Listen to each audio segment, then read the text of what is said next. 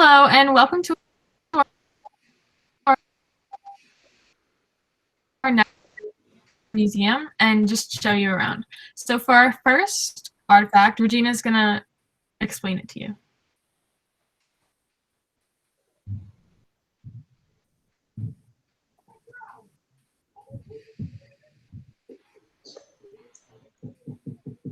So here we have a picture of Japanese immigrants in Hawaii, which had recently been colonized by America. Many Japanese immigrants came to Hawaii after the island was colonized because America was trying to establish itself as an imperial power, and they came to work on the sugarcane farms. And although they did like a lot of backbreaking labor that nobody else really wanted to do, their jobs were thankless, maybe even less so, because their treatment by their white American bosses was just abysmal. They would often be issued harsh fines and sometimes even physically abused for minor infractions like smoking, talking, or even stretching while they were working. Yeah, it's interesting though that even despite their harsh treatment, that many of the Japanese actually stayed in Hawaii for like generations. And yeah, that's pretty interesting because they were a pretty valuable part of the industry. The picture It does here, make sense. the picture here you can see the real history behind it, and it shows the harsh living conditions that they experienced. Even though they were heavily contributing to the economy, they still weren't really seen as equals.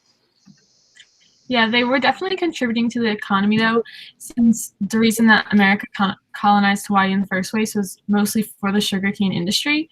So it was important for them to be able to get the sugarcane and disperse it throughout the country. Yeah, and this artifact is just so important because it really shows like how strong the perseverance of the Japanese immigrants was, just even through like their harsh living conditions on the island, and for them to stay there for generations. It paints a very interesting picture of history and of their culture on the island. Yeah, it does. So our next artifact is going to be explained to you by Ife. Sorry, it's going to be explained by me, Maddie, and it's about the Great War and how World War I soldiers were treated and German American immigrants were treated in Iowa specifically. Because the United States was fighting Germany during World War I, German Americans were highly discriminated against. Many American citizens who were not German immigrants feared that they were conspiring against America and they were completely loyal to their home country, even though for the most part that was not true. This was especially prevalent in Iowa, and the Iowan governor even passed an act called the Babel Proclamation Act, which limited Iowan citizens to only speak English in almost all public places, which was really an abomination during this time because it interrupted their way of life. Yeah, I mean, many of the German immigrants, English was obviously not their first language, so life was made significantly more difficult for them than it already was with the discrimination they were facing. Yeah, and during times of war, it usually brings out sometimes the worst parts of people, especially extreme nationalism and patriotism. And so these German immigrants, even though they came to America and they were, determined to be loyal to America, make a new life there, many Americans in their minds still assumed that the Germans were somehow still loyal to their old countries. And that's that division ended up, hurting the culture of these German immigrants. Yeah, it definitely was expected for the German immigrants to just come here and have just as much nationalism and patriotism as everyone else does here for America, which is kind of difficult for them since they just got here and they've lived in other places for their entire lives. But I definitely can understand why there was discrimination against them, especially when you're fighting them in a war. You don't really want to be like friendly with them at the same time. This image pictures German American soldiers during the war, and I chose this image so that I could really describe the situation that Iowan citizens were put into in this time with the act that was passed only because they were German. Okay, so I'm going to explain the next artifact, which is from the Roaring Twenties.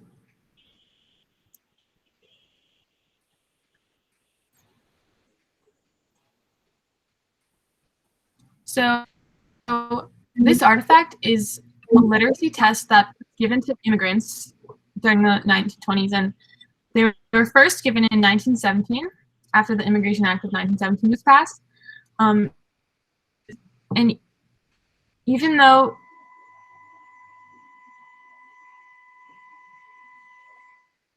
after 1924, when the Johnson-Reed Act was passed, they ended up not using the literacy test anymore, but they were used for 4 years of the Roaring Twenties, and they were important because many people couldn't read when they came to America because they were in poverty, and that's why they came here in the first place. Since they were uneducated, they weren't able to pass, and that was obviously important for them to be coming into the country. Yeah, so at least one test was given as of 1917, but they were stopped altogether in 1924 after the Johnson-Reed Act, which changed the guidelines to only 2% of each race being allowed in, which was a pretty small number. Yeah, and the test about them, like they were given in Ellis Island, right, when you got to America, but if you didn't pass them, you were not allowed in. So again, if these immigrants were super poor and they came from countries where they never had the ability to learn how to read, they would just go back to their old life. Yeah, it's also interesting to know how Congress had tried to pass this act multiple times before 1917, but had actually been unsuccessful in doing this.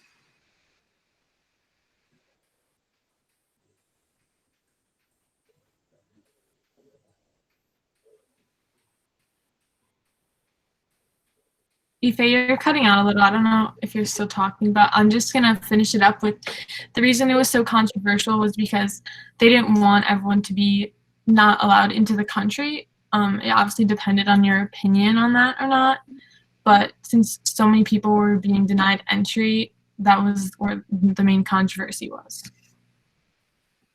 So the last artifact is going to be presented by Ife.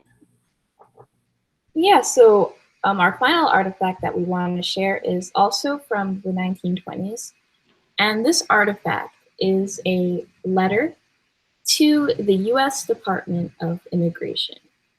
And the interesting thing about this letter was that it was written by the wives of Russian immigrants who were going to be deported. And in this letter, these wives of these Russian immigrants are begging the Department of Immigration to deport them and their children along with their husbands so that their family could stay together. So this letter has a lot of emotion in it, and the reason why this letter was sent was in response to an event that was going on nationwide at the time called the Palmer Raids. And so the Palmer Raids, right, were a series of government authorized raids that were taking place at the time on supposed anarchists or radical headquarters. And the reasons these Palmer Raids were going on was that coming out of World War I, people were feeling very nationalistic, very proud in their country, and they were extremely still resentful about their European enemies.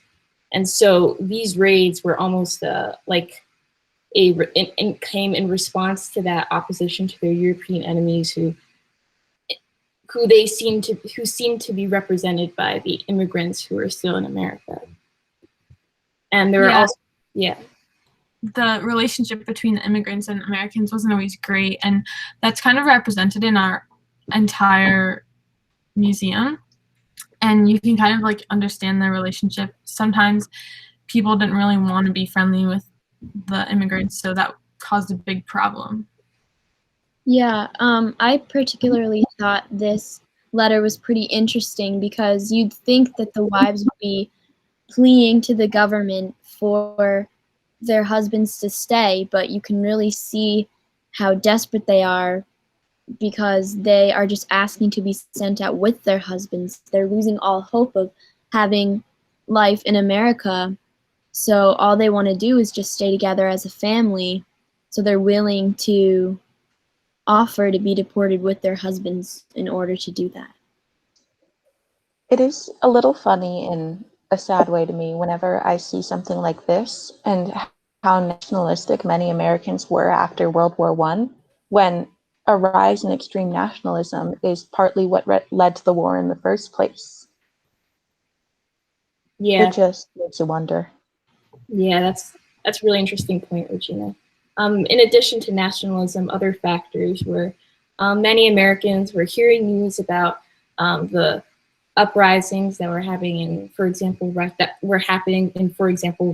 and that also caused people to fear that maybe similar things would happen in the U.S. and combine that with the strikes that were happening in the time and just the general state of turmoil.